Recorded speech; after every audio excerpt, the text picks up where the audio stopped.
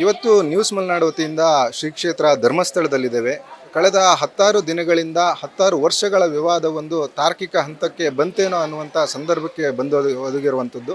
ಈ ಸಂದರ್ಭದಲ್ಲಿ ತಲೆಬುರುಡಿಯ ವಿಚಾರ ಆಗಿರ್ಬೋದು, ಸೌಜನ್ಯ ವಿಚಾರವಾಗಿರ್ಬೋದು, ಸಾಕಷ್ಟು ಚರ್ಚೆಯ ಹಂತದಲ್ಲಿದೆ. ಅವರವರದೇ ಭಾವಕ್ಕೆ ಸರಿಯಾಗಿ ತೀರ್ಪುಗಳನ್ನು ನೀಡ್ತಾ ಇದ್ದಾರೆ, ಅವರವರದೇ ಭಾವಕ್ಕೆ ಸರಿಯಾಗಿ ವಿಶ್ಲೇಷಣೆಯನ್ನು ಮಾಡ್ತಾ ಇದ್ದಾರೆ. ಈ ಸಂದರ್ಭದಲ್ಲಿ ಇಲ್ಲಿ ನಾವು ಧರ್ಮಸ್ಥಳ ಶ್ರೀ ಕ್ಷೇತ್ರದ ಎದುರುಗಡೆ ಇರುವಂಥದ್ದು. ಇಲ್ಲಿ ಬಂದಿರುವಂಥ ಭಕ್ತರಾಗಿರ್ಬೋದು, ಭಕ್ತರು ಈ ಒಂದು ಸಂದರ್ಭದಲ್ಲಿ ಅವರ ಭಾವನೆಗಳನ್ನು ಹೇಗೆ ವ್ಯಕ್ತಪಡಿಸ್ತಾರೆ ಅನ್ನೋದನ್ನು ನೋಡ್ತಾ ಹೋದಾಗ ಈ ಮಲೆನಾಡಿನ ಭಾಗದಿಂದ ಇಲ್ಲಿ ಒಂದು ಭಕ್ತರಾಗಿ ಇವತ್ತು ಬಂದಿರುವಂಥದ್ದು ಶ್ರೀ ಸುಧಾಕರ್ ಶೆಟ್ಟಿ ಅವರು, FKCCIನ ಮಾಜಿ ಅಧ್ಯಕ್ಷರು, ಹಾಗೆಯೇ ಅಮ್ಮ ಫೌಂಡೇಶನ್ ಸಂಸ್ಥಾಪಕರು. ಸಾಕಷ್ಟು ಸಾಮಾಜಿಕ ಸೇವಾ ಕ್ಷೇತ್ರಗಳಲ್ಲಿ ತಮ್ಮದೇ ಆದಂಥ ಸೇವೆಯಿಂದ ಗುರುತಿಸಿಕೊಂಡಂಥವರು. ಅವರ ತಂಡದೊಂದಿಗೆ ಇವತ್ತು ಧರ್ಮಸ್ಥಳಕ್ಕೆ ಬಂದಿದ್ದಾರೆ. ಇವತ್ತು ಮೊದಲನಿಗೆ ಹೇಗಿತ್ತು ಅಂತ ಹೇಳಿದ್ರೆ, ಧರ್ಮಸ್ಥಳ ಅಂತ ಹೇಳಿದ್ರೆ ಸ್ಥಳ ಅಂತ ಹೇಳ್ತಾ ಇದ್ವಿ, ಪೂರ್ತಿ ಹೆಸರನ್ನು ಹೇಳಬಾರ್ದು ಅನ್ನೋಂಥದ್ದು. ಆದರೆ ಇವತ್ತು ದಿನ ಬೆಳಗಾದರೆ ಮೀಡಿಯಾಗಳಲ್ಲಿ, ಯೂಟ್ಯೂಬ್ಗಳಲ್ಲಿ ಎಲ್ಲ ಕಡೆನೂ ಧರ್ಮಸ್ಥಳ ಫೈಲ್ಸ್ ಅನ್ನೋ ರೀತಿಯೂ ಮತ್ತೊಂದು ರೀತಿಯೂ ಸಾಕಷ್ಟು ಚರ್ಚೆಯ ಹಂತದಲ್ಲಿರುವಾಗ ಸುಧಾಕರ್ ಶೆಟ್ಟಿ ಅವರ ನಿಲುವೇನಿದೆ, ಅವರ ಭಾವನೆಗಳೇನಿದೆ, ಈ ಎಲ್ಲ ವಿಚಾರಗಳ ಬಗ್ಗೆ ಅವ್ರದ್ದು ಒಟ್ಟಾರೆ ಅಭಿಪ್ರಾಯ ಏನಿದೆ ಅನ್ನೋದನ್ನು ಕೇಳೋಣ. ಸರ್ ನಮಸ್ಕಾರ. ಸರ್, ಇವಾಗ ಒಟ್ಟು ಧರ್ಮಸ್ಥಳಕ್ಕೆ ನೀವು ಬಂದಿದ್ದೀರಿ. ಕಾಮನ್ ಆಗಿ ಏನು ಬರ್ತೀರಾ, ಆ ಉದ್ದೇಶದಿಂದ ಬಂದಿದ್ದೀರೋ ಅಥವಾ ಈಗೇನೊಂದಷ್ಟು ಚರ್ಚೆಗಳು ನಡೀತಾ ಇದೆಯಲ್ಲ, ಈ ಸಲುವಾಗಿ ಏನಾದ್ರು ಉದ್ದೇಶದಿಂದ ಬಂದಿದ್ರು? ಮೊದಲಿಗೆ ಖುಷಿ ಆಗುತ್ತೆ ನಿಮ್ಮನ್ನು ಧರ್ಮಸ್ಥಳದಲ್ಲಿ ನೋಡಿ. ನಾನು ಧರ್ಮಸ್ಥಳಕ್ಕೆ ಸುಮಾರು 50 ವರ್ಷಗಳಿಂದನೇ ಬರ್ತಾ ಇದ್ದೇನೆ. ನಮಗೆ ಹಲವಾರು ಸಾರಿ ಮಾನಸಿಕವಾಗಿ ಅಥವಾ ವ್ಯಾವಹಾರಿಕವಾಗಿ ಕುಟುಂಬದಲ್ಲಿ ಏನಾದರೂ ಸಮಸ್ಯೆಗಳು ಬಂದಾಗ ಧರ್ಮಸ್ಥಳಕ್ಕೆ ಬಂದು ಅಣ್ಣಪ್ಪನ ದರ್ಶನ ಮಾಡಿಕೊಂಡು ಮಂಜುನಾಥ ಸ್ವಾಮಿ ಹತ್ರ ನಾವು ಹೇಳಿದ ಹರಕೆಯನ್ನು ಕೊಟ್ಕೊಂಡು ಹೋಗುವಂತಹದ್ದು ಕುಟುಂಬದ ಒಂದು ರೀತಿ ರಿವಾಜುಗಳಲ್ಲಿ ಬಂದಿದೆ, ಅನಾದಿ ಕಾಲದಿಂದಲೂ ಬಂದಿದೆ. ಅದೇ ರೀತಿ ಇವತ್ತೂ ಅಷ್ಟೇ ನಾನು ನನ್ನ ಸ್ನೇಹಿತರುಗಳ ಜೊತೆಯಲ್ಲಿ ಧರ್ಮಸ್ಥಳಕ್ಕೆ ಹೋಗಬೇಕು ಅನ್ನೋದನ್ನು ಮನಸ್ಸಿನಲ್ಲಿ ಒಂದು ದೃಢ ಸಂಕಲ್ಪ ಮಾಡಿದ್ದು. ಆ ದಿಶೆಯಲ್ಲಿ ಇವತ್ತು ಮಂಜುನಾಥನ ದರ್ಶನಕ್ಕೆ, ಅಣ್ಣಪ್ಪನ ದರ್ಶನಕ್ಕೆ ನನ್ನ ಏನು ಹರಕೆ ಇದೆಯೋ ಅದನ್ನು ಸಂದಾಯ ಮಾಡಲಿಕ್ಕೆ ಬಂದಿದ್ದೇನೆ. ಸರ್, ಧರ್ಮಸ್ಥಳದಲ್ಲಿ ಈಗ ಆಗ್ತಾ ಇರುವಂಥ ಬೆಳವಣಿಗೆಗಳು ತಮ್ಮ ಗಮನಕ್ಕೆ ಸಹ ಬಂದಿರುತ್ತೆ. ಏನೊಂದು ಬುರುಡೆ ರಹಸ್ಯ, ಇಲ್ಲಿ 100 ಬುರುಡೆಗಳನ್ನು ಹೊತ್ತಿಡಲಾಗಿದೆ, 1000 ಇಡಲಾಗಿದೆ. ಭೀಮಾ ಅನ್ನೋ ವ್ಯಕ್ತಿ ಏನು ಬಂದಿದ್ದಾರೆ ದೂರದಾರರು, ಒಂದು ಕಡೆ ಅವರನ್ನು ಭೀಮಾ ಅಂತ ಕರೆದ್ರೆ, ಇನ್ನೊಂದು ಕಡೆ ಅವರನ್ನು ದುರ್ಯೋಧನ ಅಂತ ಕರೀತಿದ್ದಾರೆ. ಭೀಮನ ದುರ್ಯೋಧನನ ಯಾರು ಅಂಥೇಳಿ SITನೇ ಹೇಳಬೇಕಾಗಿದೆ. ಆದರೆ ನಿಮ್ಮ ನಿಲುವಿನಲ್ಲಿ ಈ ಬೆಳವಣಿಗೆಗಳನ್ನು ನೋಡಿದಾಗ ಏನಂತೀರಿ?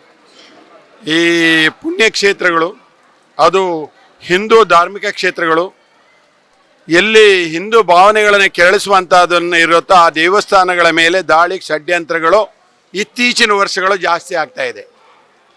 ನಾವು ಅದನ್ನು ಹಲವಾರು ದೇವಸ್ಥಾನಗಳಲ್ಲಿ ನೋಡಿರ್ಬೋದು.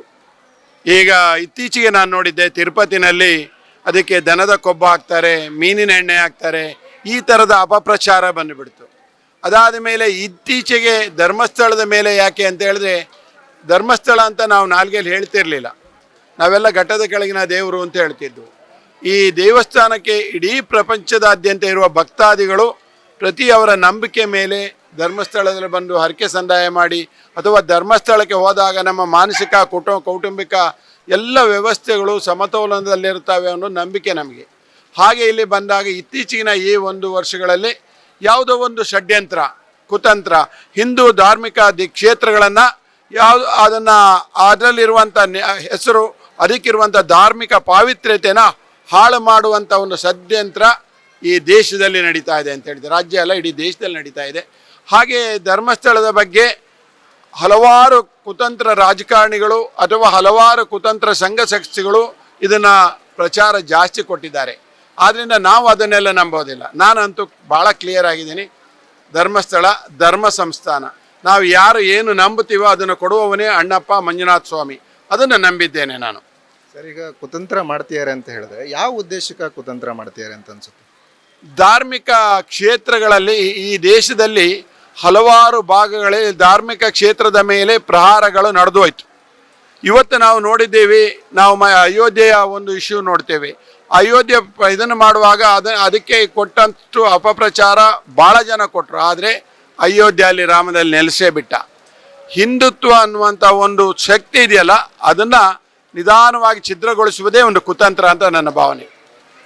ಸರ್, ಈಗ ಒಂದು ಉದ್ಭವ ಆಗಿರುವಂಥ ವಿವಾದದ ಸಲುವಾಗಿ ಈಗಾಗಲೇ ಸಾಕಷ್ಟು 100 ಶವಗಳನ್ನು ಹೂಳಲಾಗಿತ್ತು, ಬುರುಡೆ ಇದೆ, 100 ಬುರುಡೆ ಇದೆ, ಹೆಣ್ಣುಮಕ್ಕಳ ಅತ್ಯಾಚಾರ ಆಗಿದೆ ಅನ್ನೋದರಿಂದ ಹಿಡಿದು ಸಾಕಷ್ಟು ಆರೋಪಗಳಿದೆ. ಅದಕ್ಕೆ ಪೂರಕವಾಗಿ ಏನೊಂದು SIT ಅವರು ಏನೊಂದು ತನಿಖೆಗೆ ಕೈ ತಗೊಂಡ್ರು. ಈಗಲೂ ಸಹ ಕೆಲವೊಂದು ಅಸ್ಥಿಪಂಜರಗಳು ಸಿಕ್ಕಿದೆ ಅನ್ನುವಂಥ ಮಾಹಿತಿ ಸಹ ಇದೆ.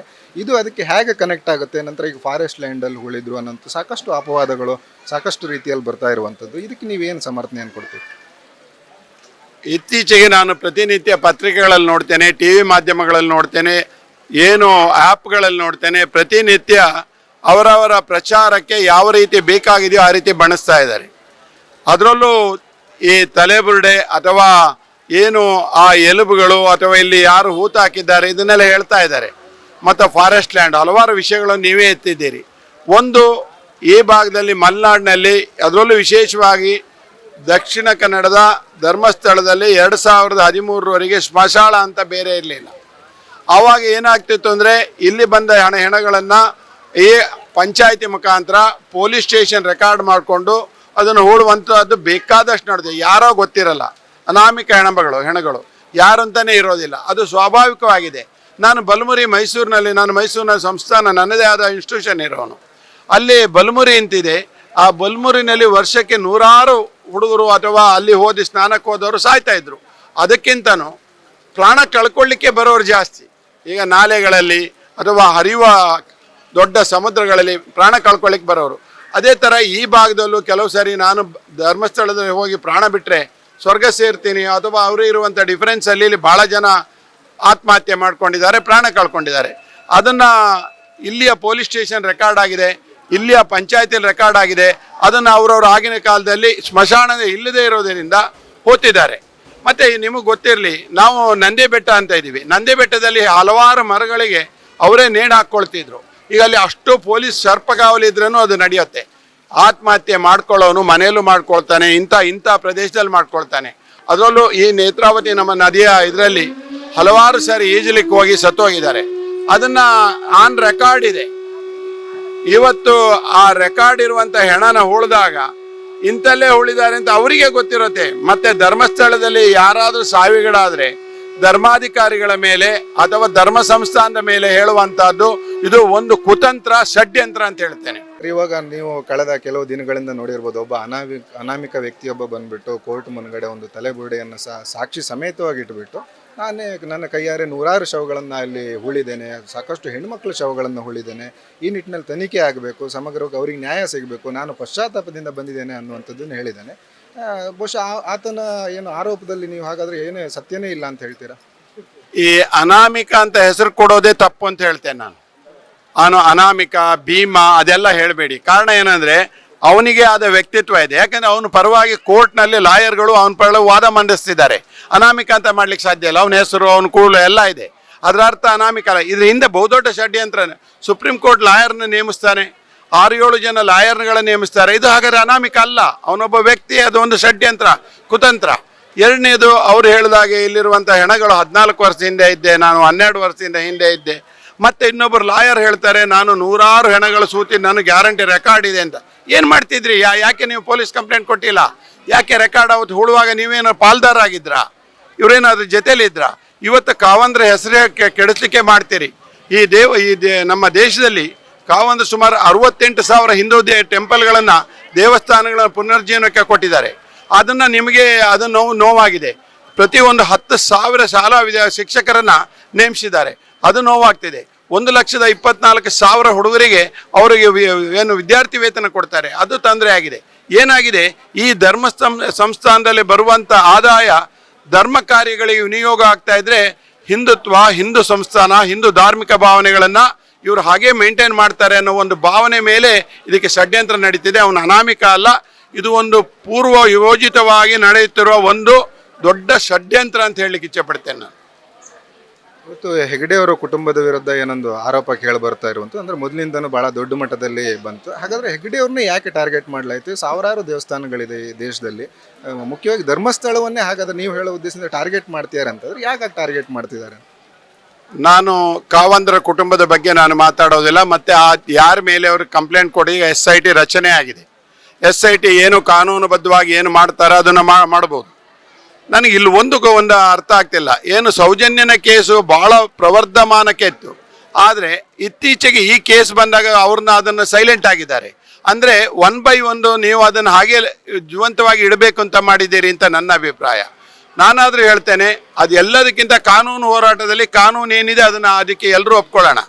ಅವ್ರನ್ನ ಒಂದು ಬ್ರೈನ್ ಮಾಪಿಂಗ್ ಮಾಡಿದ್ರೆ, ಯಾರು ಇವತ್ತೊಬ್ಬ ಅನಾಮಿಕ ಅಂತ ನೀವು ಅವ್ರಿಗೆ ಕಂಪ್ಲೀಟ್ ರಕ್ಷಣೆ ಕೊಡ್ತಿದ್ದೀರಲ್ಲ, ಅವ್ರನ್ನ ಬ್ರೈನ್ ಮಾಪಿಂಗ್ ಮಾಡಿದ್ರೆ ಅವನು ಯಾರು ಅಥವಾ ಯಾಕೆ ಮಾಡ್ತಾನೆ, ಅವನು ಏನಂತ ಇಷ್ಟು ವರ್ಷ ಇರಲಿಲ್ಲ, ಆಕಸ್ಮಿಕ ಬಂದಿದ್ದಾನೆ, ಧರ್ಮಸ್ಥಳದ ಮೇಲೆ ಅವನು ಪ್ರಹಾರ ಮಾಡ್ತಿದ್ದಾನೆ, ಹಿಂದುತ್ವದ ಮೇಲೆ ಪ್ರಹಾರ ಮಾಡ್ತಾನೆ, ಹಿಂದೂ ಭಾವನೆಗಳನ್ನು ಕೆರಳಿಸ್ತಾ ಇದ್ದಾರೆ.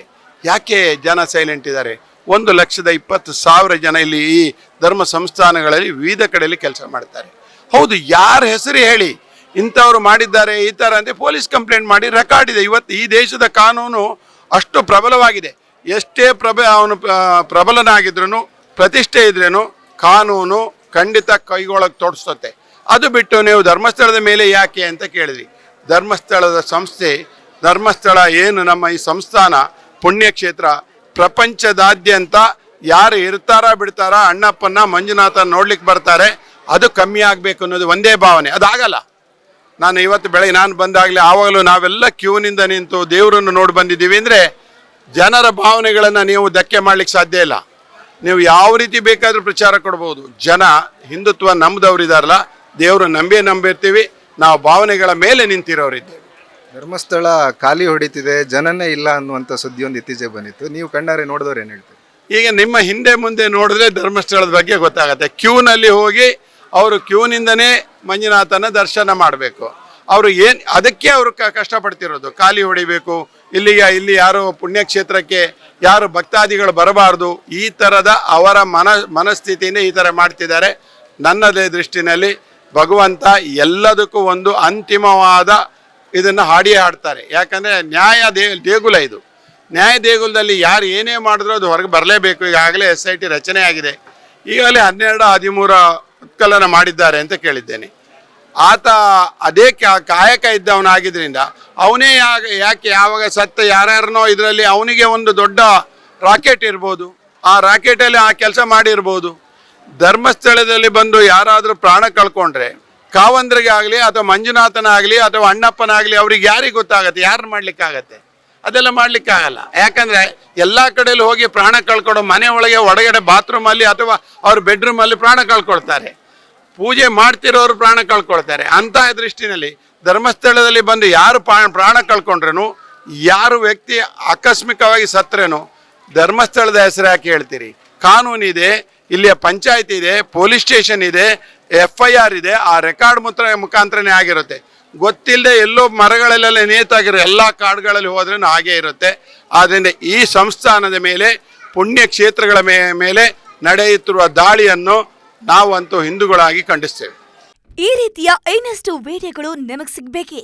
ಹಾಗಾದ್ರೆ ಈಗಲೇ ನ್ಯೂಸ್ ಮಲ್ನಾಡ್ ಚಾನೆಲ್ನ ಸಬ್ಸ್ಕ್ರೈಬ್ ಆಗಿ, ಕೆಳಗಿರೋ ಸಬ್ಸ್ಕ್ರೈಬ್ ಬಟನ್ ಮೇಲೆ ಕ್ಲಿಕ್ ಮಾಡಿ ಉಚಿತವಾಗಿ ಸಬ್ಸ್ಕ್ರೈಬ್ ಆಗಿ. ನಿಮ್ಮ ಒಂದೊಂದು ಸಬ್ಸ್ಕ್ರೈಬ್ ಕೂಡ ನಮಗೆ ಬೆಂಬಲ, ಸ್ಫೂರ್ತಿ.